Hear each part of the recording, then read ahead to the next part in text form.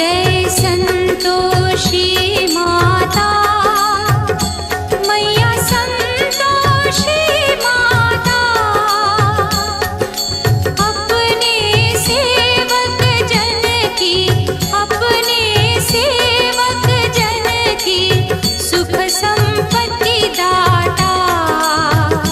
जय संतोषी माता, जय संतोषी माता, मैया संतोषी माता, अपने सेवक जन की, अपने सेवक जन की सुख संपत्ति दाता। जय संतोषी